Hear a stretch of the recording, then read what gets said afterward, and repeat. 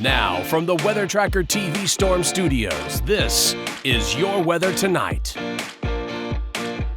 Here's Chief Meteorologist William Cole. All right, well, here we go, folks, heading right on into our Monday evening. Hopefully you had a great back to work Monday. Hopefully you enjoyed some of these less hot temperatures. I say less hot. It was still a pretty hot afternoon with widespread mid-90s around the area. Typical high for this time of year, by the way, would be 94. So in reality, we were about 1 degree with the daytime high officially at DFW of 95, 1 degree above where we should be this time of year. But when you compare it to the 105s and even the 110s that we had just days ago, yes, absolutely, this is heat relief. So we're going to talk about some of this heat relief over the next couple of days. But then the summer heat dome comes back just in time for Labor Day weekend.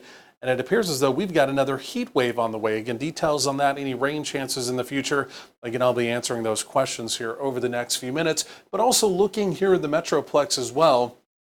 Again, at our actual daytime highs. Again, it's been a while since we've been able to say Dallas only 95 for our daytime high, and even Alliance over on the Fort Worth side of town only 94 for our daytime high. So with the less hot temperatures, also making your Monday evening much more comfortable as well. In fact, by 9 p.m., look at that, mid-80s will be on the board. Now, most of us have been completely dry as we've gone through the day, but we've been watching a little area of rain and thunderstorm activity.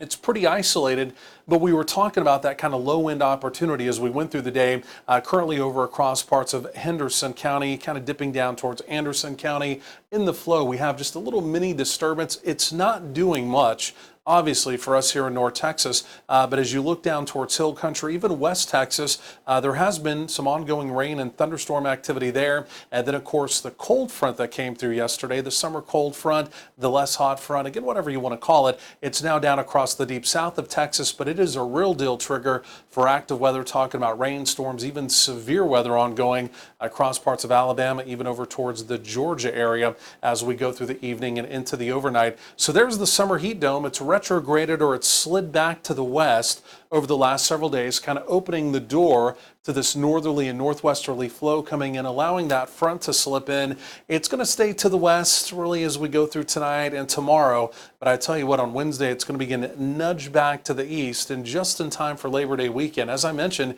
it's going to move right back and center across parts of North Texas, and our temperatures are going to go soaring this weekend right back into, well, the triple digits, unfortunately. So Idalia, we're going to talk more about her. Again, still tropical storm, literally 4 miles per hour away from becoming a hurricane. Appears to be a major hurricane. Will be developing into a major hurricane heading up towards the Big Bend area of Florida. Again, we'll talk more about her on the tropical update at 37 minutes past the hour, but that will be major national weather news tonight and into tomorrow as well. Showed this earlier in the day, again, talking about rain. Again, we had a few select locations southeast that again saw a little rain as we went through the afternoon, but yesterday as that front slid through the area, there were some locations, and again for some folks this is hard to believe because it's been so dry, but down in our southeastern counties, look at some of these rainfall totals. There were some locations that got 3, 4, even 5 inches of rain. Again, most of that being late yesterday evening, while the remainder of us, we were basically dry. Again, here in the Metroplex, kind of a smattering of some very low-end rain totals. Again, officially at DFW, a trace of rain yesterday. So truly our dry streak continues. We need some rain, and unfortunately, there's not a lot showing up right now on my updated 12-day. Because of that, fire danger does remain a concern, and even for tomorrow, Tuesday, fire danger zone continues to kind of redevelop out in our far western counties. So as we go through the evening, you see that little green blip down there.